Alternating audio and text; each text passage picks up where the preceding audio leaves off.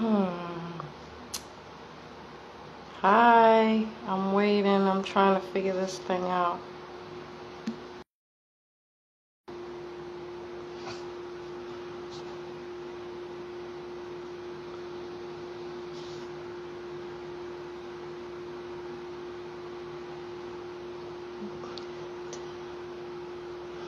Okay.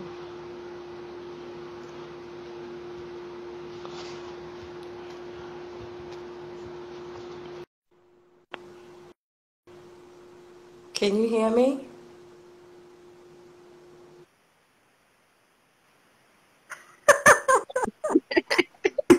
Hi. How are How you? are you? I'm good, thank you. Can you hear yourself in the background? Um, Um, yes. yeah. You can? Okay. I'm gonna turn it down. Okay. I think that might be better. Let me know if it starts echoing, okay? Okay. How are Hi. you? How are you? No, I'm very busy. I started this whole mission I'm on to try to get people to bring the outside in their home. My heart is broken, Tayla. I do a lot of work for, I'm a career coach. So I work with a lot of people. So I'm like really front and center working with a lot of people who are losing their jobs or getting laid off. And, they're just not the bubbly people that I remember when I got from the job, and it, it's been really heartbreaking. So, I kind of said to myself, what can I do to hopefully, I want to bring hope into people's lives. I know this is not a time for, I understand where we're at. But you know what? We're going to get through this, right? One day at a time. And so I was hoping to have you come on here and talk a little bit about astrology, which everybody who's in so far, there's a few people in here. So I'm going to do my introduction because I've been waiting for this for a long time. Most people don't know, I'm sure of it. Tayla is not just a real estate agent. Tayla is a radio show host. She did Wake Up with the Taylor Andre show.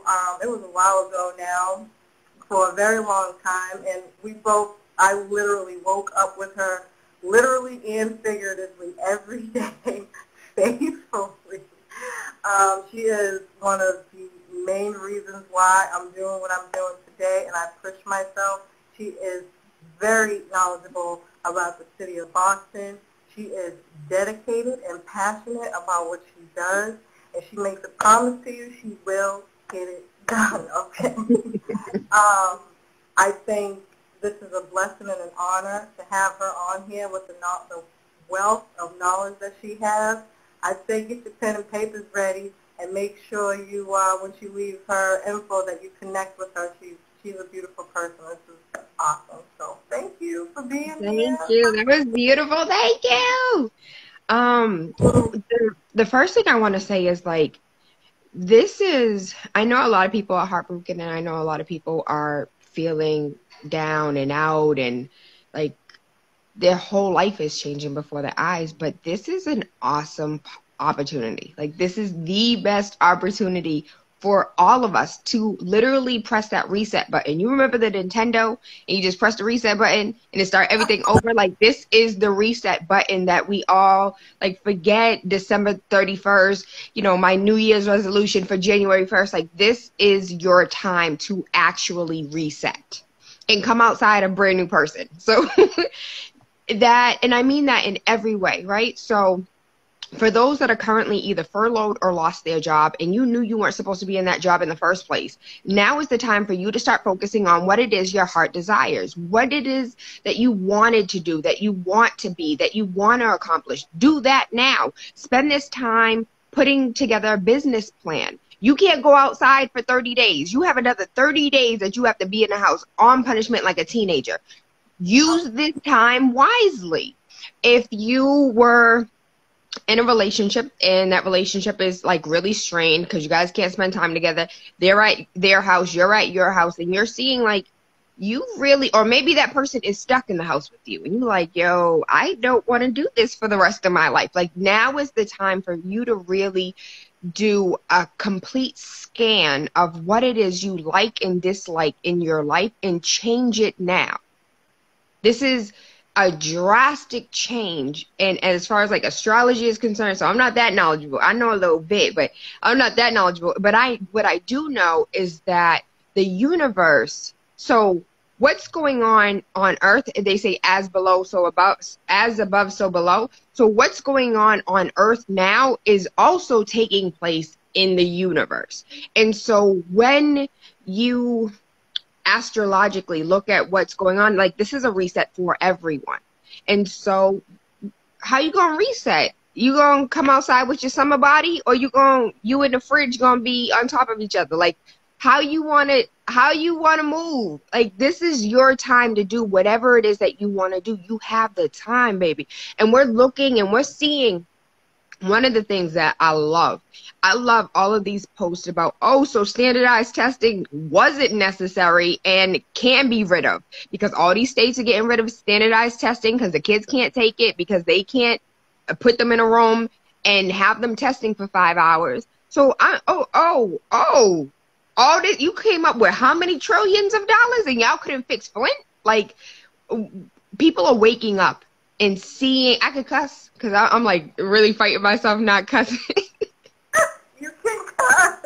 Like, people are really waking the fuck up and seeing the truth and facts in front of their eyes. And like, shut off the TV. Unless you're watching Netflix and chilling, shut off the news, because one moment they're saying ABC and they're like, no, we recant. It's EFG.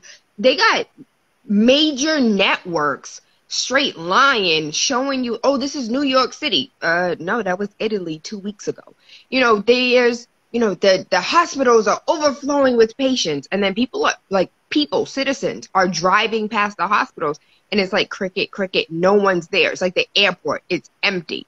And so I don't know what's really going on. I don't even want to, I'm focused on me. I'm selfishly focused on me. And that's exactly what you need to do. Selfishly focus on you. What is it that you want to do?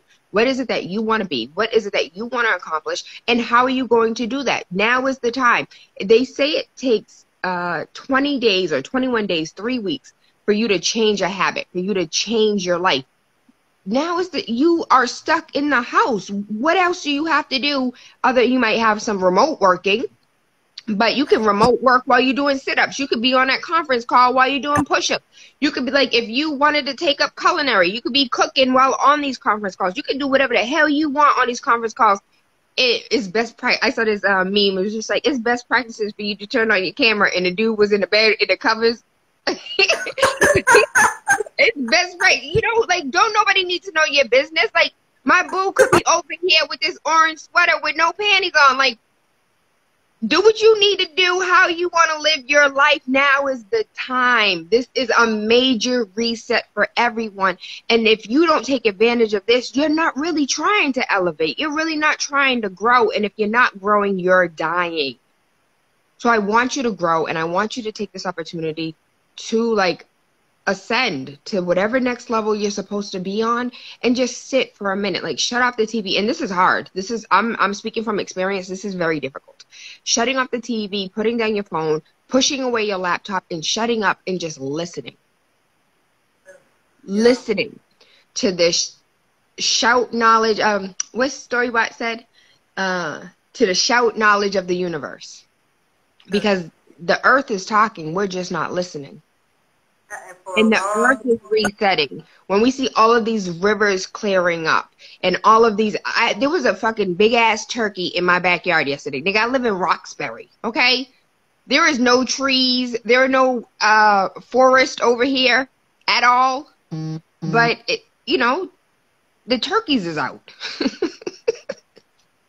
So, yeah, it is. And the universe is cleansing itself, and it's time for you to cleanse too. And I went ahead, I literally had 50 pounds of baggage, 50 pounds of 10 years of my past over my head. So I had you know, in my attic, I had all this storage, and in the storage, I had like from college, I had all of my college papers. Why did I have all my college papers still? I haven't looked at them in the last 10 years. I had love notes from high school. For what? Ex-boyfriend birthday cards. Why? Like, all of 50 pounds of 10 years of my past looming over my head. And so I went ahead and threw all of that out, cleansed the whole house. When they say spring cleaning, they're not just talking about wiping down your walls and cleaning them baseboards. Spring clean your soul, spring clean what you're holding on to, what no longer serves you. Like, it's time to let this shit go. And that's a perfect segue into the astrological piece. So right now, we're in the year of Capricorn. I'm crowning it. That's what I'm calling it. And Capricorn is literally about building up your structures, systems, government, you know, all these old structures that are no longer working for us. Like, how can we redo that in a very Capricorn way? And that is about structure, discipline, and getting on that path of, like you said, who are you? Like, what are you really here to do? What's your purpose in this lifetime? Universally. Like, this is so huge. You can feel it. If you are in tune and you're actually sitting down taking the time to really think things through, you feel this intuitively. This is so much more than just a coronavirus, right? This is way bigger than that. This shit is awesome. So without further ado, I think one of the other things when we talk about structures, and it's about building smaller economies within an economy. So the government's going to have a pretty hard time with this shutdown, getting back up, doing what we have to do. And with the energy that's coming in now, it's going to be calling us as neighbors to come together and individually work on building our own economy. And when I say that, I'm thinking it was great to have you on because you know Boston, you know the area, you know about real estate. If you could just talk about, as a real estate agent, like what you're seeing, how you would instruct people to go about it. Is this a good time? This is a question that's coming up because there's so much fear in the air right now about money and, you know, having the money to, you know, even be able to be thinking about that right now. I'd love to hear your viewpoints on that. So as far as like, is now the time, I would say trust your intuition. You know what's working best for you. You know your finances. Don't let anybody else tell you how to move or what you should do. If it feels like now is the time and you can do it and you didn't lose your job and you aren't furloughed and you have the savings and you have the credit score, then yes, now is the time. Absolutely, because all of these sellers do still want to sell, but buyers don't want to do a walkthrough. They're scared to have people in their house. And so like it's a, you know, we're tiptoeing on ice, but at the same time, you have the government that is weary itself, because right now, if you're purchasing a multifamily with an FHA, you have to have 6 months worth of reserves. That was never a prerequisite prior to Corona. And now they're saying not 6 months of saving, not 6 months. It has nothing to do with your down payment. So your down payment on a multifamily, you're looking at $30,000, $50,000. And you're not looking at your closing costs. You're looking at an additional. So if your rent is, your mortgage is $5,000, 5,000 times 6, you're looking at $30,000 in reserves stashed away for a rainy day. That's completely separate from your $30,000 to $50,000 for your deposit. Why? Because the government's like, listen, we can't bail everybody out. And so they are making it, it's now a prerequisite. We just found this out yesterday. And so when I tell you, like, the industry itself is completely changing every day. So I speak to my loan officers at least once a day to find out what they're getting, because they typically aren't on the back end. So the banks are on the back end. Loan officers are on the front end, getting everything prepared and just doing the paperwork of it. In the back, the banks are doing everything else. The loan officers are now in the back end having conversations with the banks where they weren't doing that prior, because they're trying to get all of the information so they can give it to us, the consumers. So a lot is changing. in the system, and a lot is changing within our homes. So even though some people are losing their jobs, for other people, they're making more money than they were before coronavirus. So it really just depends on you. So I don't want anyone to feel, and if you have any fear-based emotions, you should never move. You should never move out of fear-based emotions. And so if you are confident and you're comfortable, and, you know, I still have my buyers are ready. Like, I still have buyers ready. Like, Tayla, we want to see this house. We want to see this house. And people are like, listen, if we let you in, you can't touch nothing. Like, y'all got to wear masks. Y'all got to wear gloves. Y'all can't touch nothing. Can y'all do a virtual walkthrough? Like, the industry is changing altogether. So it just, I want to tell people to be comfortable, but now is the time for you to start working on your credit.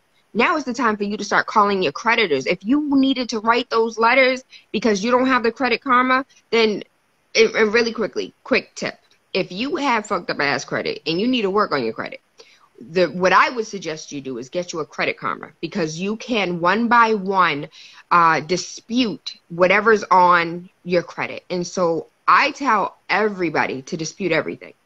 Well, I owe Keisha $100. Well, do you really owe Keisha $100? Are you sure? Dispute that.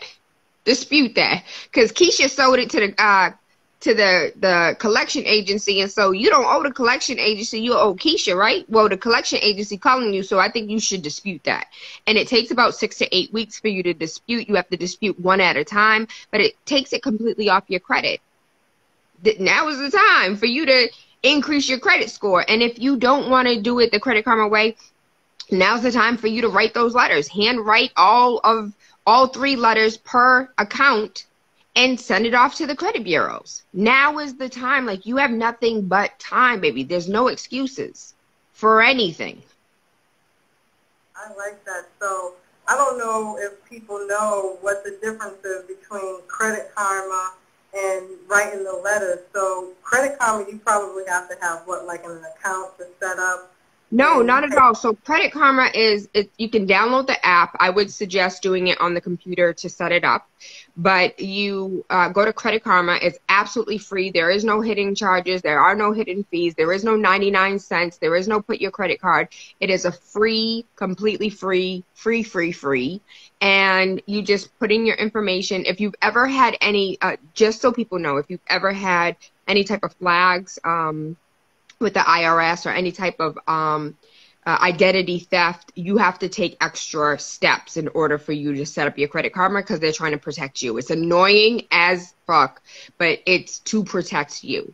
And so you set up your Credit Karma online. They ask you like financial questions like, who is your home loan with, or who is your car loan with, or what bank account did you have? What address did you have in like 2002? Like, they ask you really personal questions that you're like, damn, how y'all know that? But it's connected to your credit, which is connected to your entire Social Security number, so they know.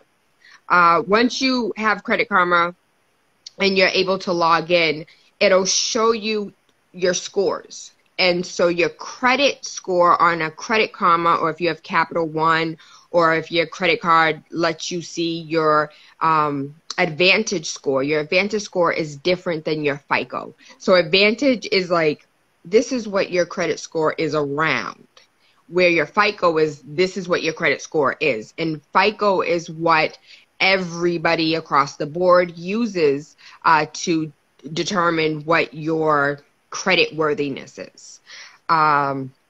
So I know some of our elders are not proficient in technology, and so it might be a little annoying for them. Get one of these young people to help you.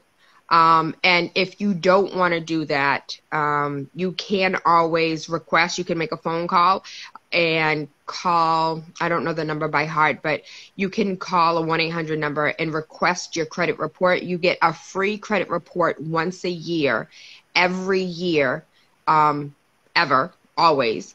And you can request it over the phone if you don't want to do it online, or if you don't want to do the Credit Karma. And once you receive your credit report, if you do it online, you can print it out, or you can save it in PDF and have it. If you call them, they'll mail it to you. And once you receive it in the mail, it's a lot of pages. It's not difficult to read, but it looks like it's difficult to read. What you're going to see is you're going to see Keisha account number, Keisha's address, phone number, how to reach her. You're going to see 18 months worth of boxes that I have J, F, M, like January, February, March, April, and you're going to have X's, like paid in full, paid in full, paid in full. Or it'll have a 30 next to it. You were late. You were 30 days late. You were 60 days late. You were 90 days late. This was charged off. This was sold to a credit collections company. So if you just like read it line by line and just take your time, you will understand it.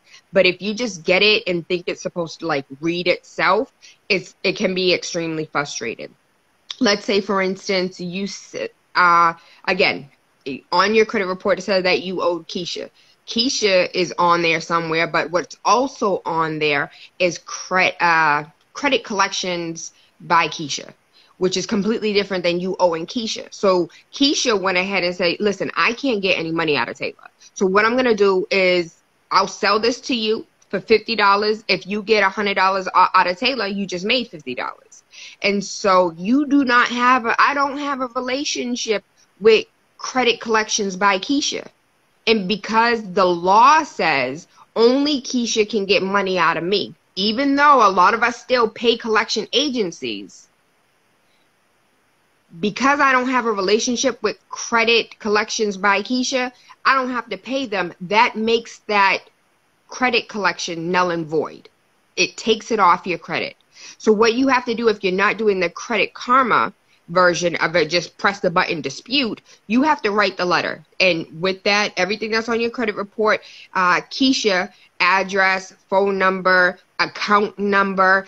I do not own this account. This is not an account I am responsible for. That's it. You don't have to write nothing else. I'm not responsible for this account. Sign your name, date it. You have to write that letter 3 times for all 3 credit bureaus. You mail that out and you wait. If you do the Credit Karma version, you have to do 1 at a time. If you do the letter version, I would suggest you do 5 to 7 at a time. And those letters, the letter way is the same thing that a lot of these companies are charging you $100 a month for. That's exactly what they're doing. They're using fancy letterhead. They're using attorney at law. But you can represent yourself and say, yo, I don't know who these people are. Shaggy, it wasn't me.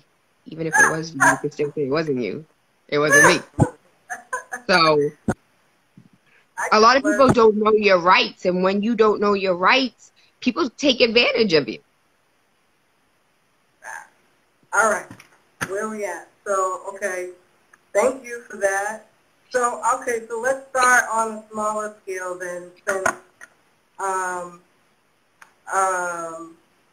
it may not, well, I don't want to say that it's not a good time. You just got to know where you're at. So, but you started talking about working on other things. So if you're working on your credit, what are some of the other things that you need to work on? I know there's like a whole process to even think about before you even get to, buying a home. You want to talk about those steps? So buying a home is, it's a financial pap smear. It really is. It is an invasion of privacy. All that under the table money, all that side hustle money, it is a financial pap smear. All the things that you didn't want the IRS to know, your loan officer is asking you about.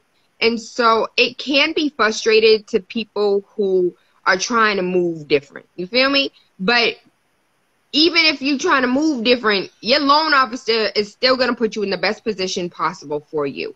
So aside from it being a financial pap smear, it is the most invasive yet enjoyable process. It's like planning a wedding. It is so frustrating and you're annoyed and you're aggravated, but then you get to the altar and you're like, yo, it was so worth it. It's so worth it when you get the keys to your house and you walk in your house and it's your house. right? Like, but so what are the steps? What is the process? If you are nowhere close to buying a home and you're just thinking about being a homeowner and daydreaming about, that would be lovely.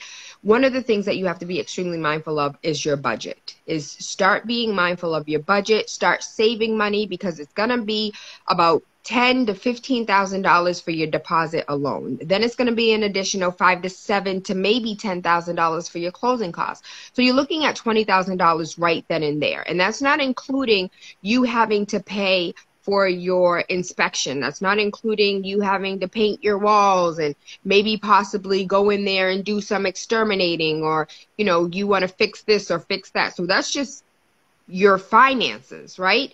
You also want to make sure that you have a higher credit score, because if you're 580, you can buy a house at 580. You absolutely can. You can't have any defaults. You can't owe Keisha. You can't owe Keisha Collection Agency. What you can do is have things on your credit, but you can't owe people. You can't be in default at all. And so that's why cleaning up your credit is important. But if you have a 580, it's just like getting a car. You're going to have a high ass interest rate versus if you have a 680 versus if you have a 750. Now a 750 plus, that is amazing. If you are closer to the 800s, that's what's going to set you. You're going to get the lowest interest rate. You're going to, like, you damn near don't even have to put any money down at that point, because they're like, yo, you got this already. Like, we can already trust your credit worthiness. We don't have to wonder whether or not we're going to get our money back, right? And so work on your savings, work on your credit, and be prepared. Like, be prepared for the process. I had a client that was looking for a house for literally 7 days. We found the house, got an offer accepted within 7 days. But then I had a client that was looking for 10 months. Actually, I have a client that we were looking for a year and a half because I was still pregnant. And Prince was a year after they finally bought. So just be prepared for either finding that house right away. And once you find the house that you're happy with, you got to put an offer in right then and there. So let me back up a little bit. You're in your dream mode of purchasing a home. And so you're working on your credit, you're working on your savings, and you are preparing yourself mentally, right? From there, you go ahead and you do your financial pap smear, and you go speak to a loan officer. You give them all your information, all your bank statements. Oh, that's what I wanted to say. So if you're doing anything under the table, if you make $35,000 at your job, but yet you're making an additional $30,000 under the table, you are screwing yourself. And the reason why you're screwing yourself is because you're out here saying, I only make $30,000. And you're like, well, Tayla, I'm not trying to pay taxes on the additional 30. Well, now, because the government only knows you to make $30,000, what you can afford is a house that someone that makes $35,000 makes. And so you, instead of getting you at $35,000, let's say you have a 680 credit score and you have money stashed away, you're looking at maybe like 250, maybe 280 for a pre-approval. Those aren't real numbers. I'm not a loan officer. I'm just going, off of mindset. Versus you making $60,000. Now you can afford a 325 or 340 for a pre-approval. And so you're screwing yourself out of house by not wanting to claim the money that you're making. So if you have the side hustles, the under the tables, you want to start claiming those now so you can show for 2 years, because you have to present 2 years of tax returns to the loan officer. And let's say, for instance, Keisha is in coaching, career coaching. So she's in career coaching for a year and a half, and then she quits her career coaching job and starts her own career coaching from home. That career is the same industry, so even though it's not 2 years at the same job, it's the same industry. Where if Keisha was a doctor and then she became an artist, it's like, well, we need you to be in the same industry making the same amount of money. unless you were, you know, an artist, and now as an artist you're making more money than you were. So they just, you have to be mindful of that as well, because a lot of people do change jobs. And if you're changing jobs, are you changing jobs for more money, or were you fired? I know with coronavirus, I have a live on my YouTube as well as on my Tayla Andre Instagram, where Ryan Skerritt of Fairway Mortgage was talking about how people looking for a pre-approval are going to be treated after Corona. After, you know, I was laid off for 3 months. I was, you know, couldn't find a job for 3 months. I was furloughed for 3 months. Like, that isn't going to stop you. Corona isn't going to stop you from being able to purchase. There's just a couple workarounds that are going to need to be done, but it's not going to stop you from purchasing. So you got your credit in order, you have your savings, and you are now claiming your side hustles. So you call Tayla, or if you don't want to call me, you call your favorite real estate agent, and they connect you with a loan officer. I would tell you never go to a bank. And the reason why I tell you never go to the bank, because they're not in business to customer serve you. Where a loan officer is in business to customer serve, like if the loan officer does not do what he or she needs to do, real estate agents are not going to refer to this loan officer. They're not going to get business. They're not going to make money. Banks aren't worried about you. Banks will get back to you 3 to 5 business days later, where a loan officer, the ones I work with, will answer the phone at 11 o'clock at night. So there's just, you know, and even credit unions, they have stipulations, and it's like going to a bodega. There's a million bodegas around the neighborhood, right? But this bodega don't have Oots chips. That bodega don't have no cheesy, spicy popcorn. That bodega don't have Airheads. That bodega don't have lemon heads. Each loan officer has different programs that they have access to. And so you just have to work with somebody who knows your situation and can give you the best program for you. From there, you get your pre-approval, and you claimed your $30,000 under the table, so you got a pre-approval for $350,000. Now, you know you can't buy nothing in Boston under $350,000 unless you're buying a 1-bedroom condo, which really is the second floor apartment of a 3-story building. And so you're prepared to move outwards. Now, Randolph is almost skyrocketed. Brockton is going crazy right now. Once upon a time, you could buy a 3-family in Brockton for $300,000. Right now, 3 families in Brockton are $600,000. Like, the market is going insane. So what I would suggest is, if you don't work in the city and you can deal with not living in the city of Boston, take a look at the governor's new plan for the commuter rail.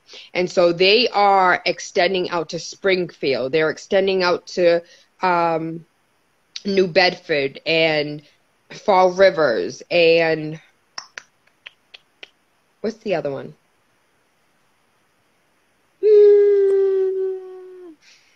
Take a look at the governor's extended commuter rail, which will be done in the next 5 years. So you're not looking at buying and flipping tomorrow, right? You're looking at buying, having some staying power, building some equity, and maybe possibly 5-10 years having some strong equity in the house, and selling while almost having your house paid off. And so follow the money. I said this in one of the lives I did last week, is if you pay attention to the money that they're putting up in Lawrence and Haverhill, and the millions of dollars. Like, for instance, we'll keep it local, right? So the Kroc Center, before the Kroc Center was built, nobody wanted to live in Roxbury. Like, Roxbury was not the place to be. They were still shooting up every night in Roxbury. You heard gunshots like fireworks. It was like the 4th of July every day in Roxbury, right? But that Kroc Center, that multi-million-dollar Kroc Center started coming in. All of these construction companies started coming in, changing out the pipes.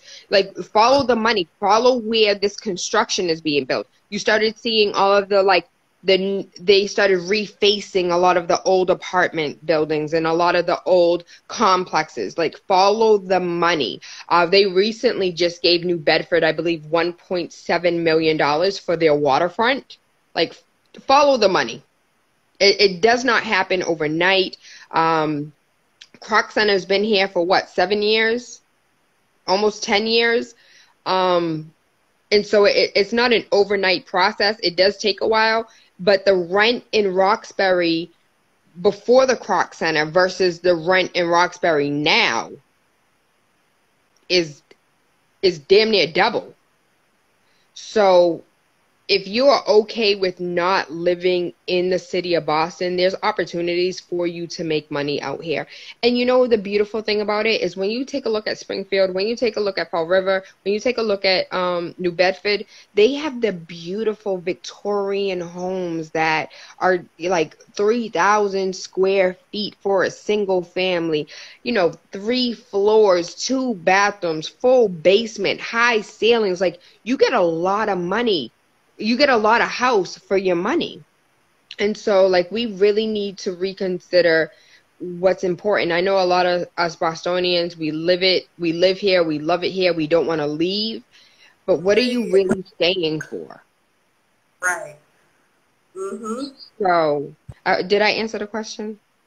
Yeah, and it's even more, just to add to that, this is, when I'm talking about building smaller economies and a bigger economy, the process that it takes to get a house, I don't think people really realize is that's how you begin to understand government in general, how they work and how they move. So when you said follow the money, I'd ask for you to talk about that a little bit more, because I don't think people know, like, they don't understand, like, they just thinking about the part, you know, I'm going to get the house, you know, and be able to do what I want and have some kind of freedom. And yeah, that's a big part of it. But you also, so when you start talking about or thinking about why you don't want to be in Boston anymore, some of the things to keep in mind is that, you know, there are certain moving pieces within a city to make it work, right? Mm-hmm. And I don't know the recipe, so I'm speaking and both asking at the same time. But I think it's important for people to understand the foundation of it. You're moving out of Boston because they have A, B, and C in your corner, and that's how you also need to think when you go there to be able to know, when you say follow the money, like, who else is in your community? You know, how are you building that community to make it? I think, so I took the real estate class, and I think this one lady, she made a really good point about, you know, being able to have all the accommodations within your living space.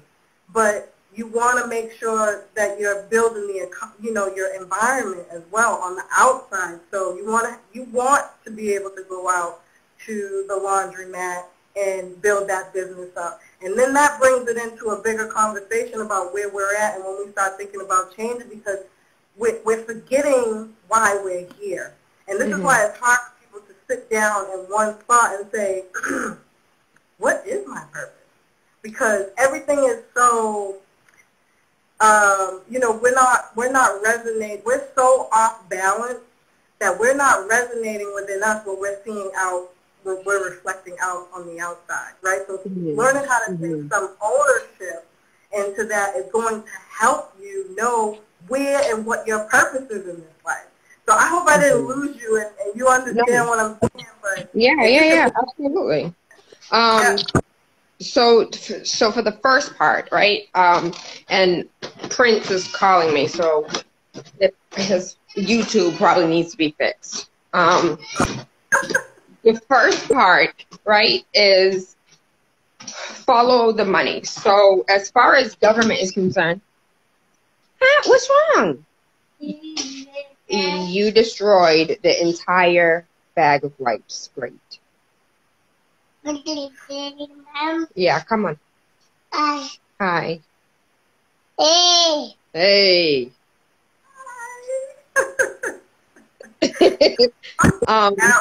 So as far as follow the money, the first thing is take a look at Bartlett Yard, right? So Bartlett Yard has been in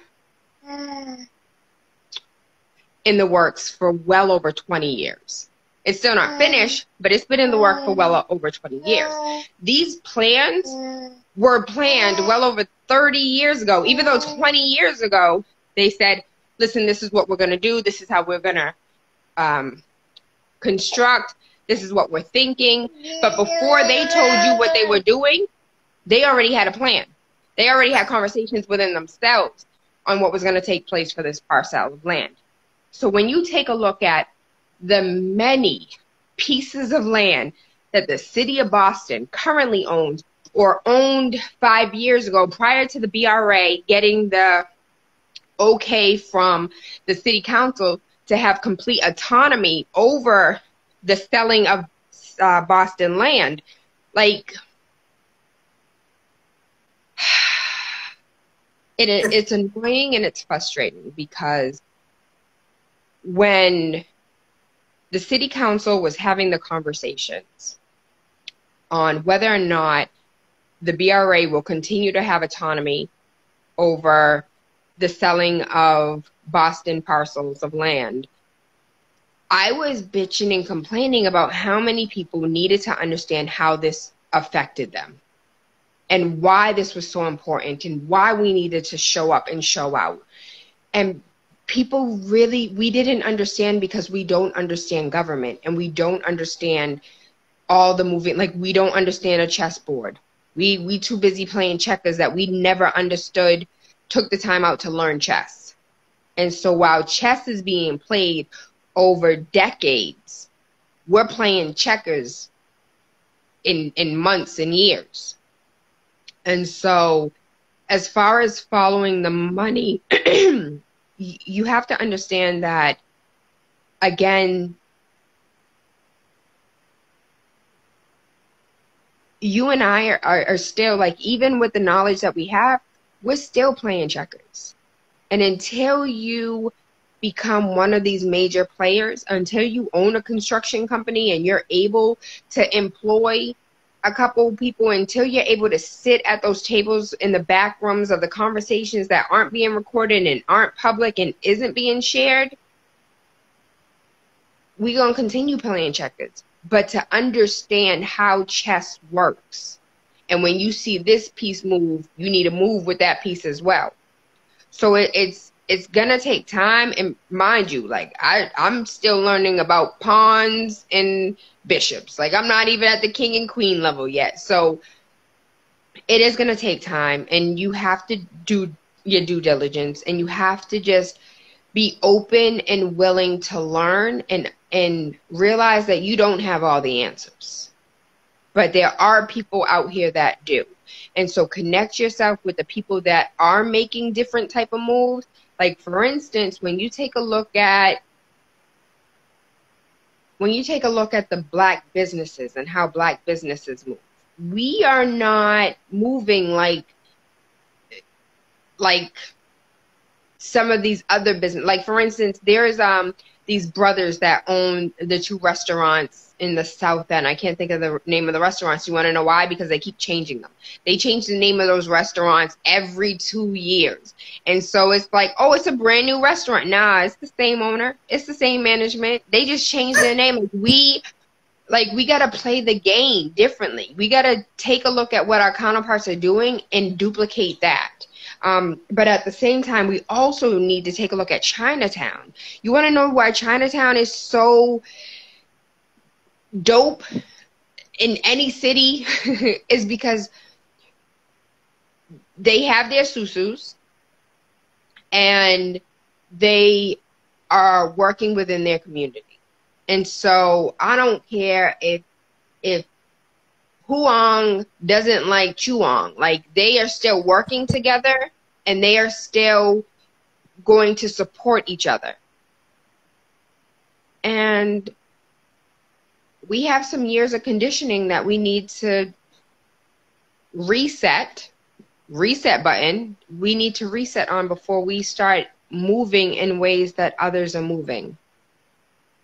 So it's a very simple answer, but it's a very complex lifestyle that needs to be altered. Yeah. And the second question, as far as, well, that kind of goes hand in hand with what I just said, as far as like building neighborhood, building village, recognizing your tribe. It's, you know, sometimes I wonder, what would it be like if we just had a couple acres in the middle of nowhere and built up, like the Mall of America. Nothing was there when they built the Mall of America, but yet people go simply to walk the Mall of America. So what if we had like a very similar complex of, but just like the Black Tulsa in the middle of nowhere, and just business owners moved out there, built, and I can't think of the woman's name who built an entire neighborhood. She owns a construction company, and she built an entire neighborhood by herself. And so I'm like, we can do it. We just don't. Like, we want to be where everybody else is at. Like, we don't want to build our own. We want to be up under someone else. But what if we did take our skills and our knowledge and build for ourselves, and just be in the middle of fucking Arkansas on hundreds of acres of land, you know, and build for ourselves what we want for ourselves. And it sounds so easy, but we make it so difficult because don't nobody want to even leave the city, let alone the state. So true. See what we got for time. So we got about 10 minutes left. I love this, Tayla. I really appreciate your time today. I don't want to keep you any longer. But this is it. You know, I think this was helpful. I think it's important to have these bigger conversations on a smaller scale now that you got everybody in the house at the same time. That would be what I would impart on you, you know. It's that time, because in order to build, you do have to have your tribe. You have to know who you're living with and who you're building with. Finding people who think outside the box and they're not afraid to actually act on it, and learn how to play chess, not checkers, you know, because it does take a village to do this. You're not going to do it individually. That was one of the hardest things I had to learn. And sometimes you have to leave people, like, you know, don't argue with people that Harriet Tubman would have shot. Like, sometimes you can't want for someone else what somebody doesn't want for themselves. Like, you can't. And so sometimes you just have to let go of the people that you don't want to let go of, because those are the ones that are holding you back from growing in the first place. And if you can, so I have, don't break my glasses. I have clients that were roommates. So they were like best friends. They're like brothers. They went ahead and purchased a house together. So instead of one income of $70,000, they have income of $140,000. That increased their buying power. Like, if you have sisters or brothers or siblings or parents or friends that y'all can stomach each other, y'all can live in the same quarters together, put your money together. If you have cousins that you thoroughly enjoy and like to spend time with, then do that. But find people that you can trust, that are reliable. They don't owe Tim, Dick, and Harry. But they know how to manage themselves. They know how to manage their money. And you guys don't have to live together. One person can live on one floor. The other person can live on another floor. Then you can rent out the third floor. And you might not be able to get all your money as fast as you want. But guess what? First of all, you're not paying a landlord. You're not paying rent. You're building equity. You're building a tribe. Like, you're showing your kids what it looks like to use the 7 Kwanzaa principles instead of waiting until Christmas time to use them. You're supposed to use them every day. I wish we would really change the Kwanzaa principles to not be in December, but to be an everyday principle. Like Monday is, Tuesday is. There's 7 of them. Why don't we use them for the 7 days a week? Right. True. It's so true and needed now more than ever, you know. So, again, I love and appreciate you. I do. I love you so much, Tayla. I wish we could do this again. But, you know, I think this is good information for people to hear. And, you know, I hope that I'm giving hope. That's the purpose and reason why I'm doing this. It's a reset, baby. It's a reset. Stop. I know the energy outside is heavy, but instead of focusing on the energy outside, really just focus on the fact that we are in, again, I'm not an astrological guru, but now is the time for you to reset anything and everything that you want. Everything. Your body.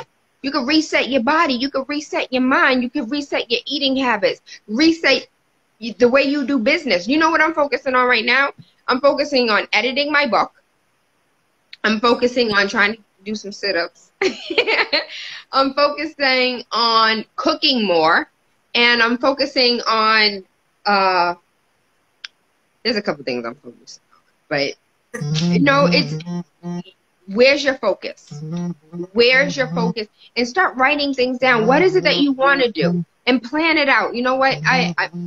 These are all the things that I want to do. What can actually be done? And so think in the grand scheme of things. If I could blink my eyes or say this thing and create this thing, what would I do? Write that down and really see how possible it is by... Let me reframe what I'm trying to say.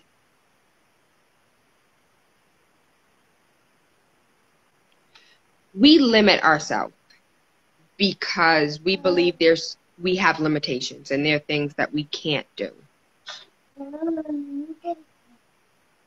Take this time to slow down and find how to open your possibilities and dispel the limitations that you set on yourself. Good boy. He know how to open doors. Oh shit. And you know what? That's the baby steps. He's 20 months old. He's about to be 2. And every day he's learning something new.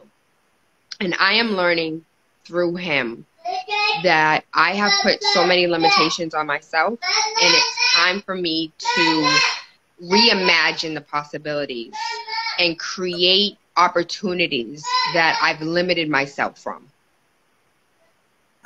And so write down everything as if your words created your dreams coming true. And then it's going to take work. You're going to have to put together that 25-page business plan. You're going to have to, you know, grants and loans take 35 pages and RFPs are 130 pages. Like, you're going to have to do the work. That's just not going to land in your lap. But if you're willing to do the work, you can have whatever it is your heart desires. You were not put on earth for you to wake up, go to work, come home, go to sleep, wake up, go to work. Like, whatever is in your heart is what you were put on earth to do. And if you're not doing what it was put on your heart, that's why you feel like shit. Because you're not doing what you know you're supposed to be doing. You just gave the actual definition of what this shift is all about, without even knowing that. Look at that. Look at how in tune she is, and she doesn't know. I can break that down astrologically because we have our nodes right now in Cancer and Capricorn, and that's primarily what this is all about. It's waking you up to who you are meant to be. We're not supposed. We are off. like our whole vibrational is off. Everything. I call America opposite day. Everything is ass backwards. and we're now being shifted on how to turn it back the right way. Now, you're actually not going to have a choice. And I don't like talking about it astrologically because fear is very real and people just can't handle the truth. But if I was to start digging in and doing a lot of that stuff, you can begin to see the patterns that you really don't have a choice right now. The universe is not asking you, it's telling you. And until we get it, this whole thing is going to bring us to our knees until we actually really wake up. So, right on with that message. That also reminded me my readings are still $5. So if you're if you're lost, feeling like you're lost and don't know where you can go to, figure out what it is you do astrologically, what I do is use your birth chart to show you what your mission is in life and all the skills that you have and how you can turn that into a business. That is my love and passion in this whole entire world. So you can maybe we can do a live and I can be a guinea pig.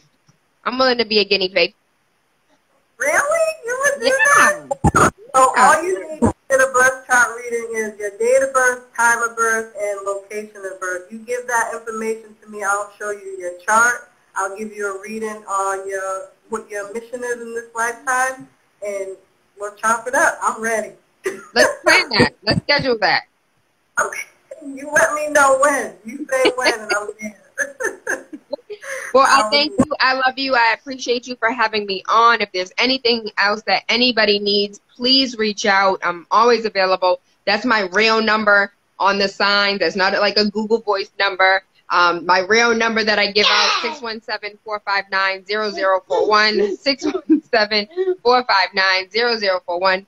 My manager is demanding my attention, so I would love to stay in chat, but I have to, the prince is demanding his time. I love and appreciate you, Tayla. Have a wonderful day. You as well. Yes, baby. Tell me.